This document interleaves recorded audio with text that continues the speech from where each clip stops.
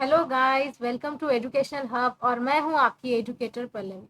तो आज हम इस चैप्टर में पढ़ने वाले हैं cell and cell organelles part 2, जिसमें हम शुरू करने वाले हैं टोनिसिटी से। ठीक है। लास्ट पार्ट में हमने देख लिया था कि सेल क्या होता है, कौन कौन से टाइप्स के सेल होते हैं। अब आगे, ठीक है, डिफ्यूजन मैंने समझा दिया था। ये टोनिसिटी जो है ऑस्मोसिस का पार्ट है। ये पार्ट थोड़ा सा डिले हो गया था because I was busy with some work. तो चलिए बिना टाइम वेस्ट किए स्टार्ट करते हैं। क्लियर? तो यस, तो व्हाट इज टोनिसिटी? यानी कि एक सॉल्यूशन में सेल कैसा रिएक्ट करता है और उस सॉल्यूशन का कितना कॉन्सेंट्रेशन है, बिल्कुल सेल के बराबर, सेल से कम या सेल से ज़्यादा, तो उसको ही हम टोनिसिटी बोलते हैं। और according to that plant cell या फिर एनिमल सेल उसको कैसे रिएक्ट करता है, कैसे रिस्पॉन्स देता है, उसके बारे में हम टोनिसिटी में पढ़ेंगे। ये एक प्रकार से ऑस्मोसिस को ही रीड करने के लिए या स्टडी करने के लिए टोनिसिटी का इस्तेमाल किया जाता है। ठीक है। सो यहाँ देखिए, ये प्लांट सेल है और ये एनिमल सेल है। एनिमल सेल में रेड ब्लड सेल का इस्तेमाल किया गया है और प्लांट सेल में आप कोई सा भी प्लांट का सेल ले सकते हैं। क्लियर? तो स्टार्ट करते हैं टोनिसिटी। आपको क्या करना है, एक रिसर्च करनी है छोटी सी। Keep 4 to 5 raisins in water and observe after an hour. आपको क्या करना है, 4 से 5 किशमिश ले लेने हैं और उसको 1 घंटे तक पानी में रखना है और उसके बाद उसको ऑब्जर्व करना है, उसको देखना है कि क्या बदलाव आता है। Afterwards, keep the same raisins in sugar solution and observe after an hour. फिर आपको वो फूले हुए जो किशमिश है, पहले क्या किया आपने, सूखे हुए किशमिश लिए, रेजिन यानी कि किशमिश।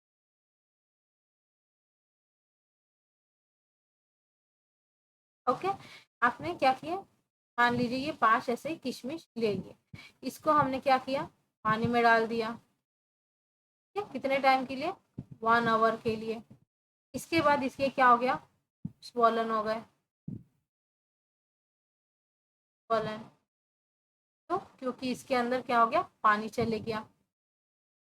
ओके, अब इसको हमने क्या किया, ट्रांसफर इनटू शुगर सॉल्यूशन। ठीक है, अब इसको ट्रांसफर कर दिया मैंने, ये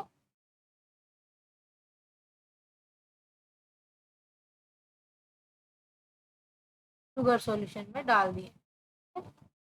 5। अब क्या हुआ, ये श्रिंक हो गए। क्यों? क्योंकि concentration of water high to low move करता है ऑस्मोसिस में, हमने यही पढ़ा था। ये ऑस्मोसिस क्या होता है, osmosis movement of water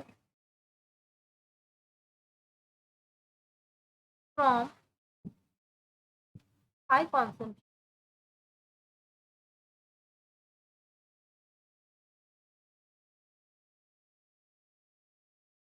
to low concentration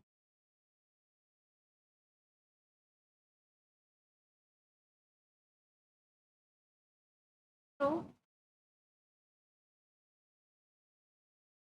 a semi permeable membrane.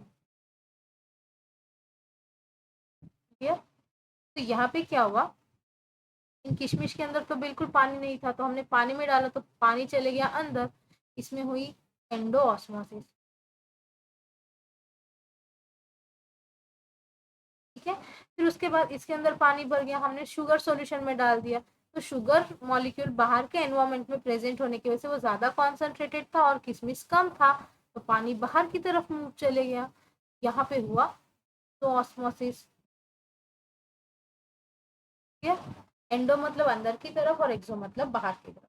ये इस कहानी का जिस्ट है। ठीक है, अब आप देखो, इसको आपको नोट डाउन करना है अपनी कॉपी में और क्लासरूम में डिस्कस करना है। तो देखिए, बारिश के मौसम में क्या हो जाता है कि जो हमारा लकड़ी का दरवाजा होता है ना, वो बहुत टाइटली पैक हो जाता है। ऐसा क्यों होता है, क्योंकि जो वुड मॉलिक्यूल्स है, वुडन मॉलिक्यूल्स, उसमें पानी चले जाता है, इंडो ऑस्मोसिस हो जाती है, इस वजह से वो फूल के ना टाइटली पैक हो जाता है। Clear?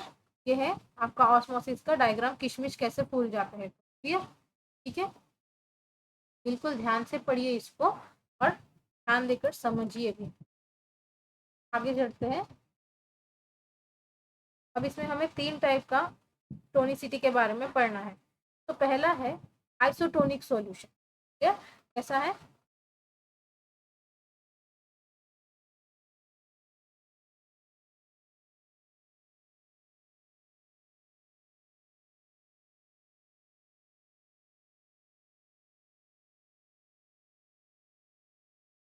Hold on guys.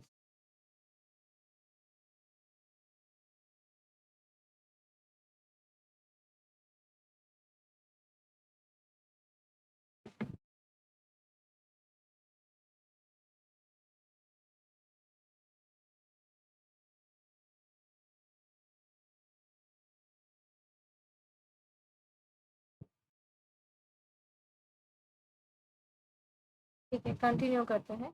Isotonic solution, medium outside and inside the cell has same proportion of water, so water doesn't move in or out. Okay, ये डायग्राम की वजह से यहाँ पे छुप गया है, मैं इसको थोड़ा सा एडिट कर लेती हूँ। आप 2 मिनट वेट कीजिए प्लीज।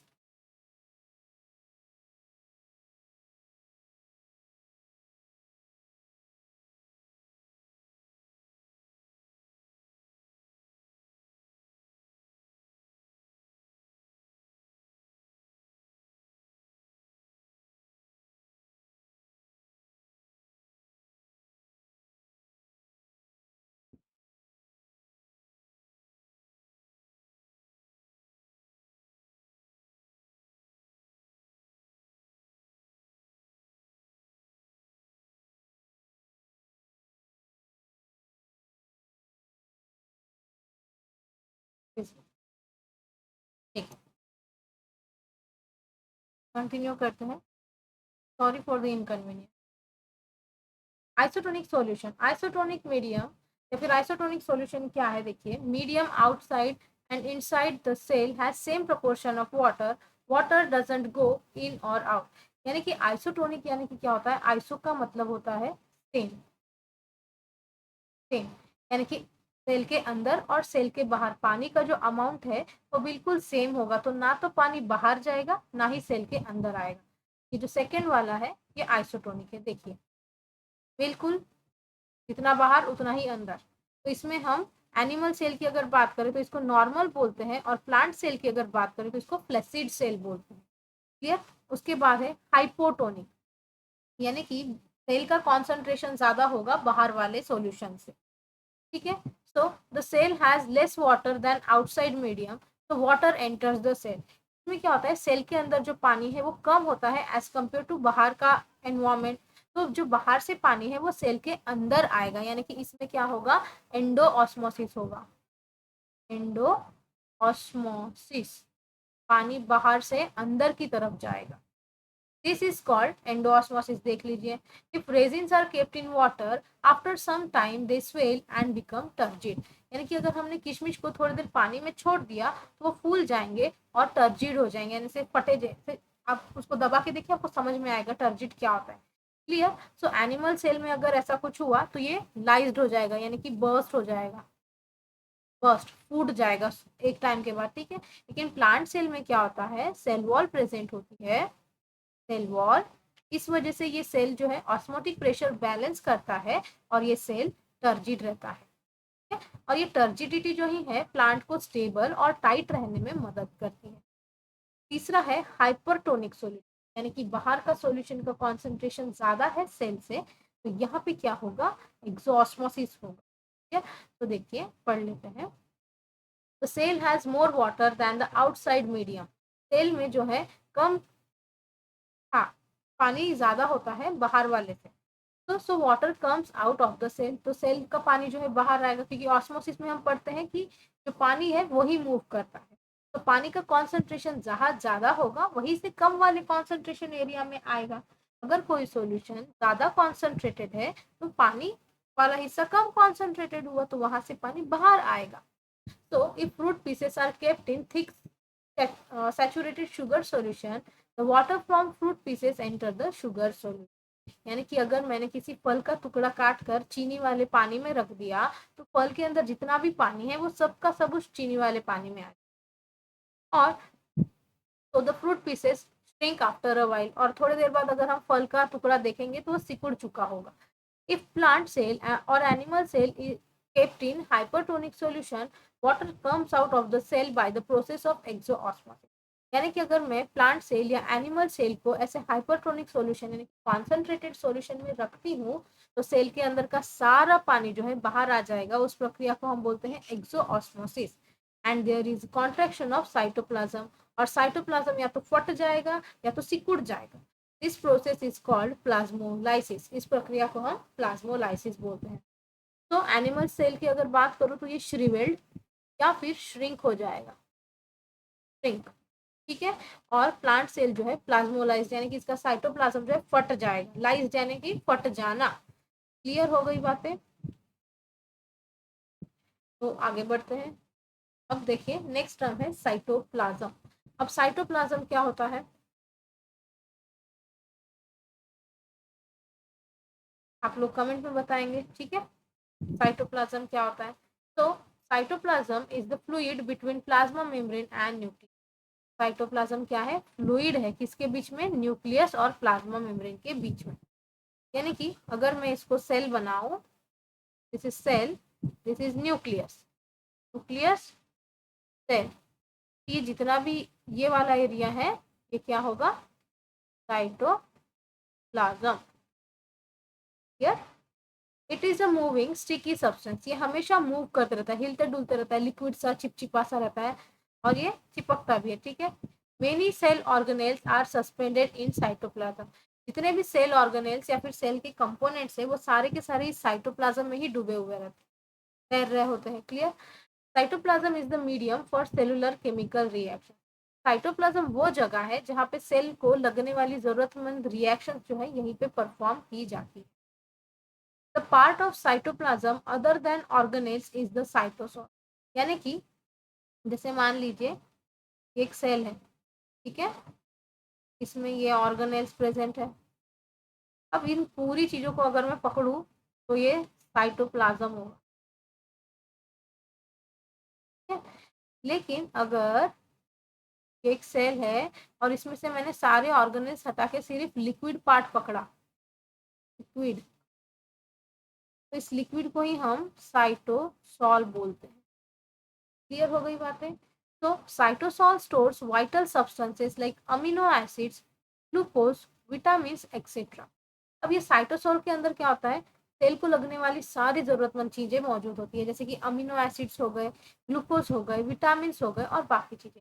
आपका आज का क्वेश्चन ये है 20 अमीनो एसिड्स के नेम आप कमेंट सेक्शन में बताएंगे, या तो कम से कम 5 तो बता ही देंगे। क्लियर? तो फिर in animal cells cytoplasm is more granular and denser, while in plant cell it is thin and mostly pushed to the periphery due to a larger central vacuole। अब एनिमल सेल में क्या होता है? Cytoplasm बहुत ज्यादा granules होता है और घना होता है ना, गाढ़ा रहता है। लेकिन अगर प्लांट सेल की बात करें तो ये बहुत पतला सा होता है और पूरी तरीके से सेल वॉल की तरफ ढकेला दिया जाता है। यानी कि मान लीजिए ये प्लांट सेल है, यहाँ पे बीच में बड़ा सा वैक्यूल प्रेजेंट रहता है जो कि स्टोरेज का काम करता है, तो ये आने की वजह से सारा साइटोप्लाज्म इन दीवारों की तरफ खिसक जाता है, ऐसे ऐसे। क्लियर? अब देखिए यहाँ पे आपको कंपैरिजन दिखाया है साइटोप्लाज्म और साइटोसॉल का। जब हम देखिए ये जो ब्लॉक्स दिख रहे हैं छोटे छोटे, ये आपके सेल ऑर्गेनेल्स हैं। ये जो आउटर लेयर्स है ये प्लाज्मा मेम्ब्रेन है और ये सेंटर वाला न्यूक्लियस है। न्यूक्लियस को छोड़ के जितने ऑर्गेनेल्स को हम पकड़ेंगे फ्लूइड के साथ ये होगा साइटोप्लाज्म। लेकिन देखिए अब यहाँ पे इनको कलरिंग में से हटा दिया गया है, हटा दिया गया है, और सिर्फ येलो वाला जो पार्ट है, फ्लूइड वाला पार्ट जो है वो क्या है? साइटोसॉल है। क्लियर हो गई बातें?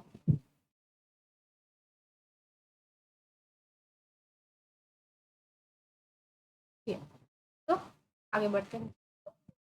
देखिए ये ऑनियन पील सेल्स है, इसमें ये जो आपको फ्लूइड दिख रहा है ये वाला, ये क्या है? ये सारा साइटोप्लाज्म है। ये देखिए, ये दिख रहा है ना, और ऑनियन यानी कि प्लांट हो गया, और ये जो बीच में दिख रहा है आपको ट्रांसपेरेंट, ये वैक्यूल। ठीक है, ये जो सेंटर में डार्क कलर दिख रहा है ये न्यूक्लियस, ये बाहरी सेल वॉल है, और ये सारे ऑनियंस। यार देखिए, ये ये ऐसा दिखता है रियल में। क्लियर हो गई बातें? आगे बढ़ते हैं।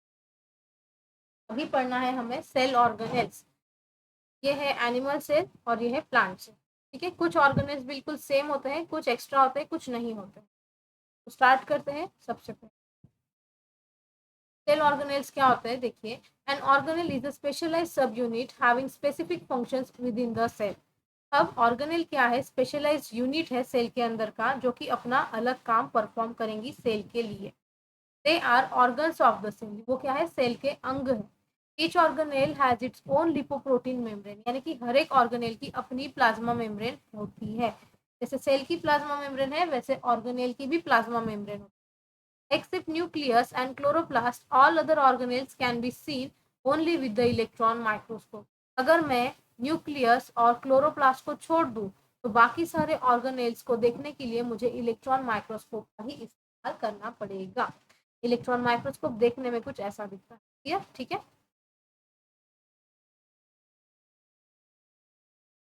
तो सबसे पहले ऑर्गेनेल आता है न्यूक्लियस। ठीक है, यानी ब्रेन ऑफ सेल। ठीक है, तो ध्यान दीजिए अभी। When observed under electron microscope, we can see nucleus covered by a double layered membrane with a small pores. यानी कि जब हम न्यूक्लियस को इलेक्ट्रॉन माइक्रोस्कोप में देखते हैं तो हमें क्या दिखता है, ये डबल लेयर दिखता है, और उसमें छोटे छोटे छिद्र मौजूद रहते हैं। पोर्स यानी कि छिद्र। These pores allow the passage of material in and out of the nucleus. ये छिद्र क्या करते हैं, चीजों को अंदर और बाहर जाने का रास्ता देते हैं न्यूक्लियस से। Clear? Nucleus has one round nucleolus and a network of chromatin fibre. Nucleus के अंदर उसका भी न्यूक्लियस होता है, जिसको हम न्यूक्लियोलस बोलते हैं, और उसके साथ साथ बहुत सारे क्रोमैटिन फाइबर्स प्रेजेंट रहते हैं। क्रोमैटिन फाइबर्स यानी कि आपके क्रोमोसोम्स। क्लियर? क्रोमैटिन फाइबर्स कुछ ऐसे दिखते हैं। जब सेल डिवाइड करता है तो ये कंडेंस होकर ऐसा ऐसा स्ट्रक्चर बना देते हैं।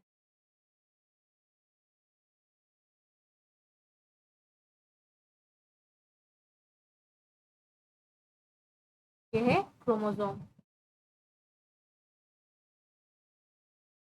ये है chromatin fibre. Clear?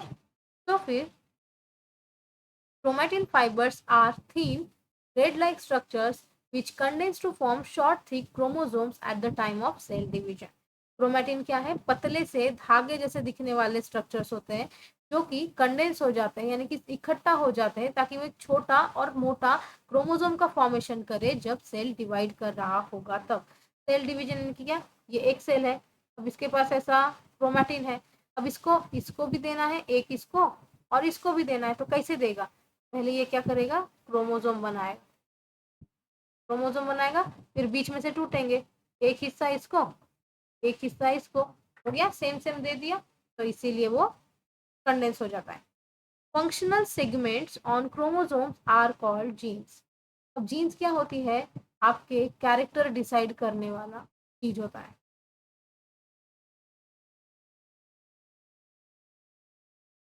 Character decision लेता है ये, कि कौन सी चीज क्या बनेगी, आपकी हाइट कितनी होगी, आपके बालों का रंग कौन सा होगा, आप मतलब बात कैसे करेंगे, आपका आवाज कैसे होगा, आपके नेल्स कैसे होंगे। ठीक है, तो फिर नाउ अब देखते हैं फंक्शंस ऑफ न्यूक्लियस।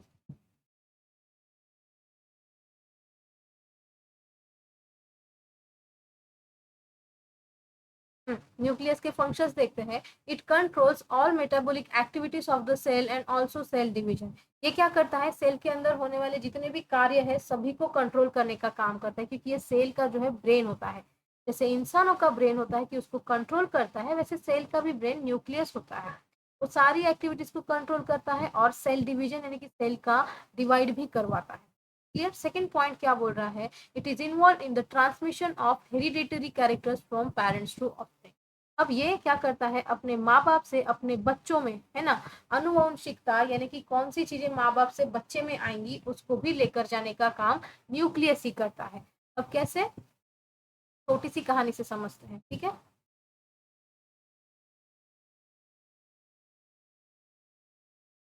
ओके, तो मान लीजिए ये पप्पू है। कौन है?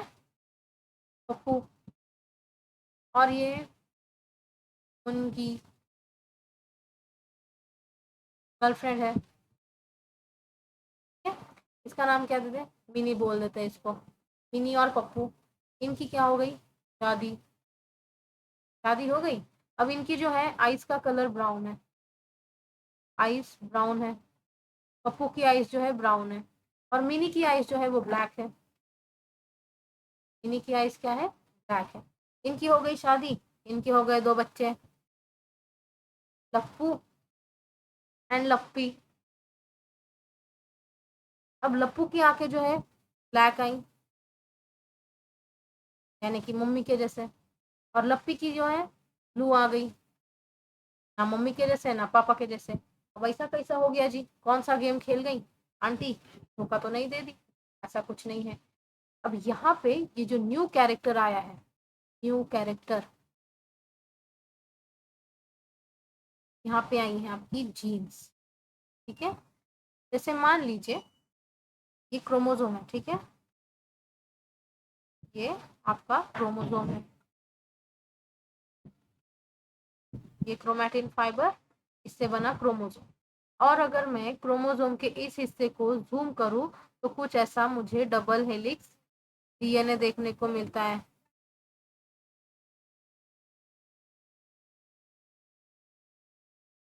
ऐसा डीएनए है, डीएनए, ठीक है। और डीएनए का जो फंक्शनल सेगमेंट होगा ना, अब ये कैसे दिखता है? ऐसे, ये ये होता है जीन। तो यहाँ पे अगर कोई चेंज आ गया, जैसे मान लो पहले आने तो थे ब्लैक कलर या फिर ब्राउन कलर, लेकिन यहाँ पे अगर किसी पॉइंट पे कोई चेंज आ गया, चेंज, इस चेंज को हम म्यूटेशंस बोलते हैं। क्या बोलते हैं? म्यूटेशन। तो इसके कारण लप्पी की आंखों का कलर क्या हो गया? ब्लू। ये होती है जीन। सब कुछ डिसाइड यही करेंगे। अगर इनमें गड़बड़ी हो गई तो आप में गड़बड़ी हो जाएंगी। बहुत सारी बीमारियों के कारण तो इन जीन में आने वाले बदलाव ही होते हैं, ठीक है। तो ना मिनी जी ने धोखा किया, ना पप्पू ने कोई बदमाशी की। अब लप्पी के अंदर हो गई थोड़ी सी गड़बड़ और उसकी वजह से उसकी आंखें हो गई नीली। क्लियर हो गई बातें? तो कंजी आंखों वाले जो बच्चे हमें देखने को मिलते हैं ना, उनके जीन्स में बदलाव आता है, या तो किसी किसी फैमिली टू फैमिली भी रहता है, ये ध्यान रखना। क्लियर? सो न्यूक्लियस क्लियर हो गया। आगे देखिए, ये है न्यूक्लियस का डायग्राम। ये जो आपको बारीक रेशे जैसे दिख रही है, क्रोमैटिन है। उसके बाद यहाँ देखिए क्रोमोसोम को दिखाया गया है, ऐसे दिखता है आपके क्रोमोसोम। अगर मैं क्रोमोसोम को जूम करूँ तो ये है डीएनए, और डीएनए का ये जो फंक्शनल सेगमेंट है ये है जीन। Okay, clear guys? ये चीजें आपको समझनी पड़ेंगी। आगे बढ़ते हैं। देखिए ये है सेल डिवीजन जो कि न्यूक्लियस करवाता है। अब देखिए ये जो पिंक क्रोमोसोम दिखा रहे हैं ये मैटरनल, मैटरनल यानी कि मम्मी की तरफ से आए वाले, और पैटर्नल यानी कि पापा की तरफ से आए। पी से पापा, एम से मम्मी, ऐसे याद रखिएगा आप। अब क्या हुआ, यहाँ पे ये इंटरफेज में चल रहा है, ठीक है। अब सेल डिवीजन हुआ नहीं, सेल नॉर्मल स्टेज पे है, स्टेज 1, इसको हम बोलते हैं इंटरफेज। अब देखिए फिर क्या हुआ, प्रोफेज में गया, यानी सेल को मैसेज मिल गया कि अब डिवीजन करना है। ये जो है सेंट्रियोल है, ये दो पोल्स पर चले जाएंगे, ये एक इधर रहेगा एक इधर आ जाएगा। देखिए मूव कर लिया, सेंट्री पोल। क्लियर? तो फिर एक इधर एक इधर, ये पिंक क्रोमोसोम जो है मम्मी से है, और ग्रीन वाले जो है ये पापा से। इन्होंने क्या कर दिया, अभी थ्रेड लाइक से कंडेंसेट होकर क्रोमोसोम का फॉर्मेशन कर लिया। जहाँ पे क्रोमोसोम ऐसे घूमते रहते हैं उस स्टेज को आप प्रोफेज बोलते हो, प्रो पहला फेज, ठीक है। फिर क्या होता है, सेकेंड फेज में ये एक लाइन में, मिड लाइन में जो है अलाइन हो जाता है, इसको हम बोलते हैं मेटाफेज। और ये जो सेंट्रियोल है ना, यहाँ से ये देखिए स्पिंडल फाइबर्स है। क्या है? Spindle fibres.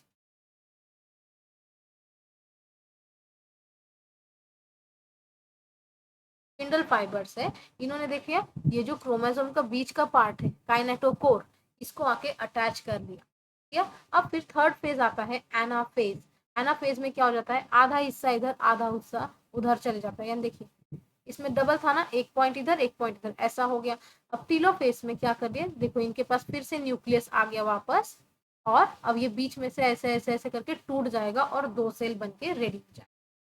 ठीक है, ये देखिए ये जो है ये बिल्कुल ओरिजिनल है, जब मैं अपने कॉलेज में थी ये तब का फोटो है, माइक्रोस्कोप से लिया हुआ। इसमें क्रोमोसोम है, मैं आपको जूम करके दिखा देती हूँ। तो हाँ,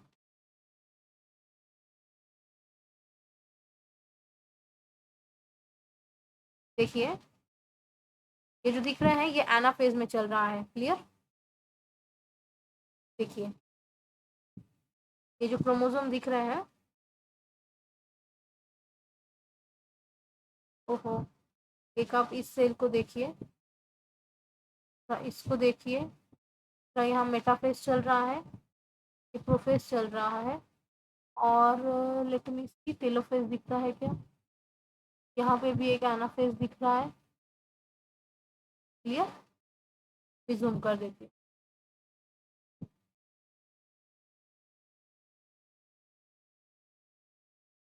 देखिए इतना क्लियर नहीं है जी, ब्लर विजन है। यहाँ पे देखिए ये सेंटर में है, ये दो तरफ मूव कर चुके हैं, ये सेंटर में गोला है। ओके, तो हाँ ये देखिए ये टीलोफेज में चल रहा है।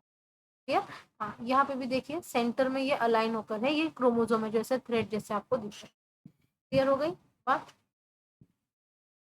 तो ये है आपका।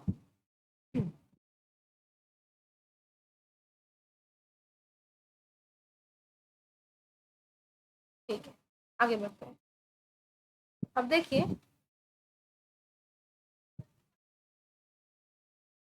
Due to loss of nucleus, nucleus के हट जाने की वजह से क्या होता है, large quantity of haemoglobin can be accommodate in the RBC. यानी कि रेड ब्लड सेल में जो है बहुत सारा हीमोग्लोबिन का अमाउंट जो है फिट हो सकता है, क्योंकि वहां पे न्यूक्लियस नहीं प्रेजेंट है। There by large amount of oxygen can be transported. और जब पूरी जगह सिर्फ और सिर्फ हीमोग्लोबिन को मिलेगी, तो हीमोग्लोबिन का काम होता है ऑक्सीजन को ट्रांसपोर्ट करवाना, तो बड़े आसानी से कई सारा ऑक्सीजन हमारे बॉडी में सप्लाई कर सकता है। है। और दूसरा, ये तो एनिमल सेल की बात हो गई, अब बात करते हैं प्लांट सेल की। Due to loss of nucleus of sieve tubes, sieve tubes क्या होते हैं, फ्लोएम का हिस्सा होते हैं। फ्लोएम क्या करता है प्लांट में, फूड ट्रांसपोर्ट का काम करता है। फ्लोएम,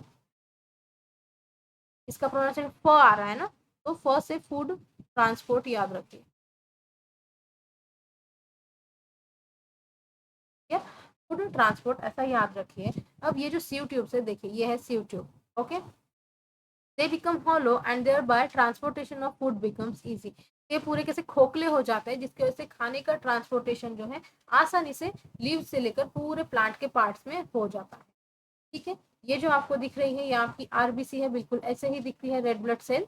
आरबीसी यानी कि रेड ब्लड सेल्स। ओके, इसका काम होता है ऑक्सीजन सप्लाई करना। आप मुझे बताएंगे कि हीमोग्लोबिन में कौन सी दो चेन्स प्रेजेंट होती है।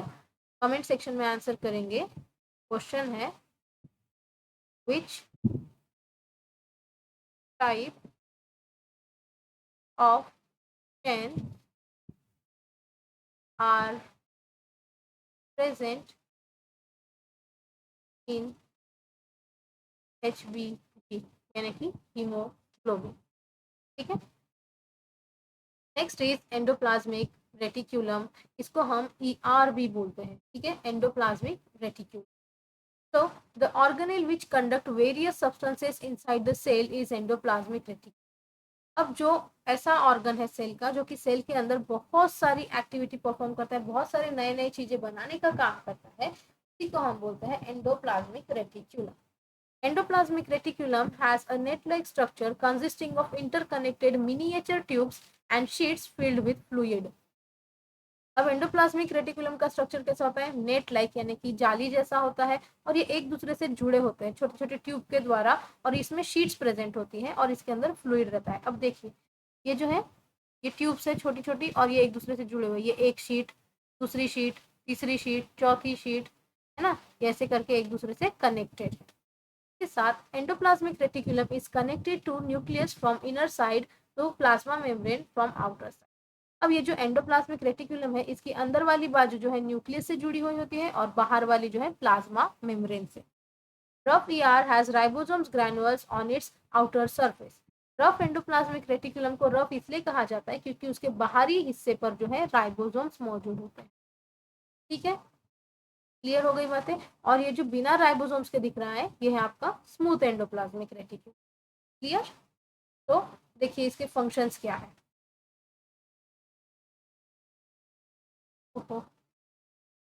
ठीक है, it is the framework that supports cell. ये वो है हिस्सा जो सेल को सपोर्ट करने का काम करता है। ये प्रोटीन्स को बनाता है। उसके साथ toxins that have entered the body through food, air and water are made water soluble by water, ER. अब ऐसे कोई जो नुकसानदेह चीजें हमारे शरीर में चले जाए, जो कि खाने के द्वारा, हवा के द्वारा और पानी के द्वारा हमारे शरीर में जा सकते हैं, उसको सोल्यूबल या फिर डाइजेस्ट एंडोप्लाज्मिक रेटिकुलम ही करता है और उसके बाद बॉडी से बाहर निकालने का काम भी वही करता है। आपकी जो राइबोसोम,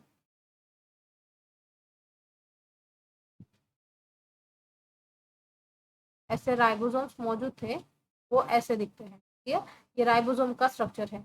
ये लार्ज सब यूनिट है, ये स्मॉल सब यूनिट है। अगर मैं प्रोकैरियोटिक की बात करूं तो राइबोसोम जो है 70s का होता है, और यूकैरियोटिक की बात करूं तो ये 80s का होता है। यहाँ पे एस का मतलब होता है सेडवर्ग यूनिट। ठीक है, और ये जो ब्लू कलर की चेन आपको दिख रही है, ये RNA है। क्या है? RNA, ribose nucleic acid. Okay, third organelle is Golgi complex. It is made up of 5 to 8 hollow and flat sacs placed parallel to each other.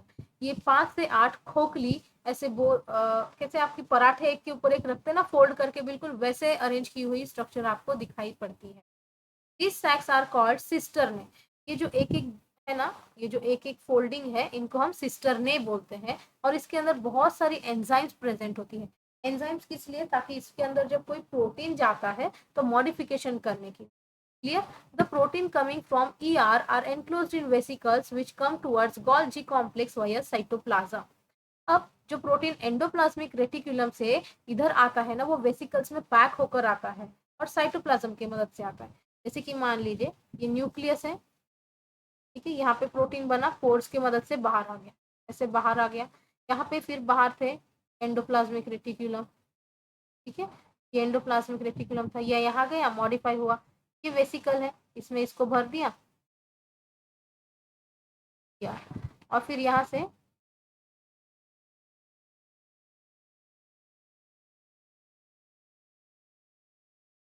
इधर गोल्जी में आ गया, गोल्जी में आ गया। ये वेसिकल इसके साथ फ्यूज हो जाएगा और फिर यहाँ पे मॉडिफिकेशन होकर ये अलग अलग रास्तों पर जा सकता है। क्लियर बात है। अब बीच में कैसे आ रहा है? साइटोप्लाज्म से ही आ रहा है। तो they fuse with the formation phase of the Golgi membranes and empty their contents in the cistern।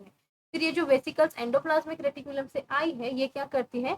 इसको हम फॉर्मेशन फेज या फिर सिस फेज बोलते हैं और इसको ट्रांस बोलते हैं। ठीक है, सिस यानी कि न्यूक्लियस के साइड वाला, और ट्रांस यानी कि प्लाज्मा मेम्ब्रेन के साइड वाला। ठीक है, तो फिर और फिर क्या करते हैं? फ्यूज होने के बाद उसके अंदर जो भी वो चीज लेकर आए हैं, उसको सिस्टरने में या फिर उस ओपन एरिया में रिलीज कर देते हैं। As they pass through the cistern, they are chemically modified with the help of enzymes। जैसे जैसे वो एक एक सिस्टरने को क्रॉस करता है, वो कोई भी मॉलिक्यूल हो सकता है, उसको मॉडिफाई किया जाता है, उसमें बदलाव लाए जाते हैं, और जो जैसा वो होना चाहिए वैसा उसको रेडी किया जाता है इन एंजाइम्स द्वारा। They are again packed in vesicle. अब ये ट्रांस साइड में भी फिर से वेसिकल में भर दिए जाते हैं और इनको यहाँ से क्या बोलते, पैक करके भेज दिया जाता है। तो this vesicles exit from the maturation phase, यानी कि ये ट्रांस फेज से अपना रास्ता लेकर निकल जाते हैं। दस सिस्टर ने work like a packing department that packs and distribute substance. तो यहाँ पे ये जो सिस्टर ने है, एक पैकिंग डिपार्टमेंट के जैसा काम करता है, जो चीजों को पैक करके सही जगह पर भेजने का काम करता है। Okay, clear. तो देखिए ये कैसे होता है, देखिए। ठीक है, मान लीजिए ये न्यूक्लियस है, यहाँ पे एक प्रोटीन बना, क्लियर। इस पोर से, न्यूक्लियर पोर से ये आया आपके एंडोप्लाज्मिक रेटिकुलम। अब एंडोप्लाज्मिक रेटिकुलम से ये स्मूथ में गया, स्मूथ में देखिए ये वेसिकल बनी, इस वेसिकल में पैक हो गया, ठीक है, वेसिकल में पैक हो गया। उसके बाद ये गोल्जी का दिस गोल्गी नेटवर्क है ये, यानी कि फॉर्मेशन फेज। ओके, उसके बाद ये यहाँ पे आए, मॉडिफिकेशन हुए। अब यहाँ पे ये ट्रांस गोल्गी नेटवर्क यानी कि एक्स वाला साइड है। अब यहाँ से देखिए ये वेसिकल में फिर से पैक होगा, मॉडिफाई होके यहाँ पे एक्सोसाइटोसिस करके निकल गया। और अगर एंडोसाइटोसिस करना है तो इसको आना भी वैसे ही पड़ेगा। क्लियर हो गई बातें? चलो, गोल्जी के फंक्शन, ये है आपका पिट्टा ब्रेड, पिट्टा ब्रेड। बिल्कुल गोल्जी ऐसी ही दिखती है, ठीक है, गोल्जी ऐसे ही दिखती है। तो गोल्जी के फंक्शंस ले लेते हैं। Golgi complex is the secretory organ of cell. Golgi complex को हम सेल का जो है सिक्रेटरी ऑर्गन बोलते हैं, क्योंकि ये सीक्रेट करता है, चीजों को रिलीज करता है, ठीक है, रिलीज करता है। It modifies, sorts and packs material synthesized in the cell. That will be enzymes, mucus, proteins, pigments, etc. and dispatches them to various targets like plasma membrane and lysosomes, etc. अब Golgi क्या करता है, चीजों को modify करता है, sort करता है, यानी कि बराबर हिस्सों में उसको बांट देता है। जैसे कि हम पता है कि बाजार से सामान लेकर आते हैं, हमें पता होता है कि सब्जियां फ्रिज में कौन सी रखनी है, कौन सी नहीं रखनी है, तो वैसे वो भी चीजों को अलग अलग कर देता है और फिर उनको पैक करके जो है अपने सही जगह पर भेजने का काम करता है। वो चीजें फिर चाहे एंजाइम हो सकती है, म्यूकस हो सकती है, प्रोटीन हो सकती है, या कोई पिगमेंट हो सकता है, उनको डिस्पैच करता है और उनके जगह पर भेज देता है, चाहे फिर वो प्लाज्मा मेम्ब्रेन हो चाहे लाइसोसोम हो, ठीक है। गोल्जी से जो है वैक्यूल्स और सिक्रेटरी वेसिकल्स का जन्म होता है। यानी अगर आपसे कभी सवाल किया जाए कि वैक्यूल किससे बनते हैं, vacuoles are form from Golgi bodies, ठीक है। उसके साथ साथ गोल्जी जो है सेल वॉल बनाने में, प्लाज्मा मेम्ब्रेन को बनाने में और लाइसोसोम्स को बनाने में भी मदद करती है। यानी कि अगर मैं कहूँ तो vacuoles and lysosomes are form from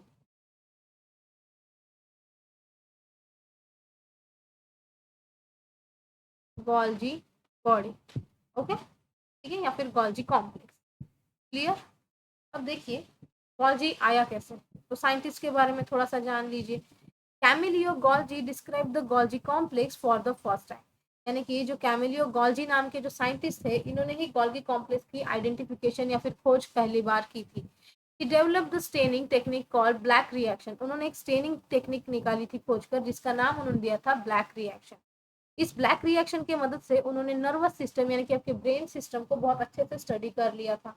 उसके लिए उनको जो है 1906 में नोबेल प्राइज भी मिला था। उनके साथ साथ सैंटियागो कैजल को भी स्टडी के लिए जो है नोबेल प्राइज मिला। यह है हमारे मिस्टर कैमिलियो गॉल्जी, जिनकी वजह से आज हमें गॉल्गी कॉम्प्लेक्स पढ़ने को मिल रहा है। Clear? Next is lysosomes. So due to various metabolic activities in the cell, organic waste is generated. अब सेल में जो है काफी सारी एक्टिविटीज परफॉर्म होती रहती है, जिसकी वजह से जो है वेस्ट प्रोड्यूस होता है। तो लाइसोसोम क्या करता है, इस वेस्ट को जो है डाइजेस्ट करने का काम करता है, यानी कि उसको खत्म कर देता है। Lysosomes are simple single membrane bound sacs filled with digestive enzymes.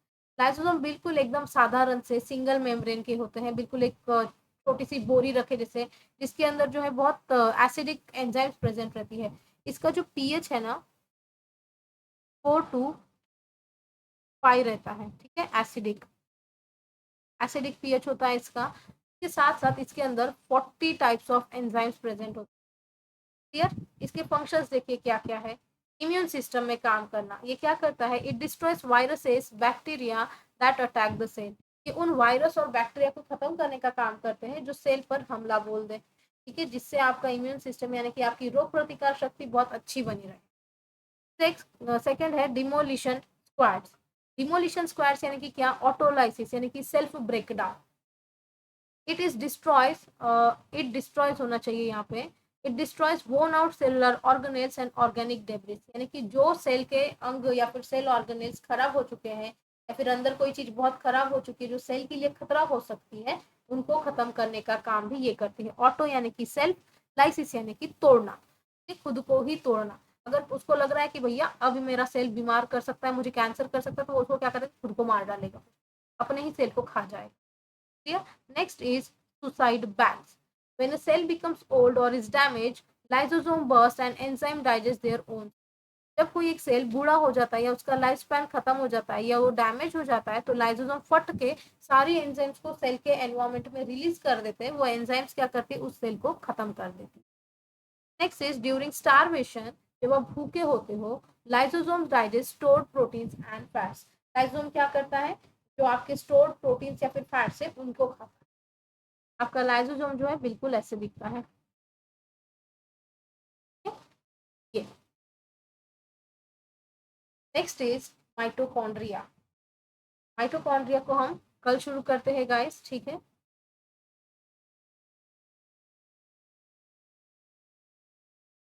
अभी एक पार्ट और लगेगा, नेक्स्ट पार्ट में ये खत्म हो जाएगा। तब तक के लिए thank you, keep learning and stay tune. Video अच्छी लगी हो तो चैनल को सब्सक्राइब कीजिए, अपने दोस्तों के साथ शेयर कीजिए और बेल आइकॉन जरूर दबाएं। और अगर आपको नोट्स चाहिए है डिटेल फॉर्म की सारी तो आप revision track Telegram channel join कर सकते हैं, जो कि मैं डिस्क्रिप्शन में आपको लिंक प्रोवाइड कर देती हूँ। अगर कोई डाउट हो तो आप कमेंट सेक्शन में मेंशन कर सकते हैं, मैं नेक्स्ट पार्ट में उसको क्लैरिफाई कर दूंगी। Thank you, bye bye, take care, मिलते हैं नेक्स्ट पार्ट में।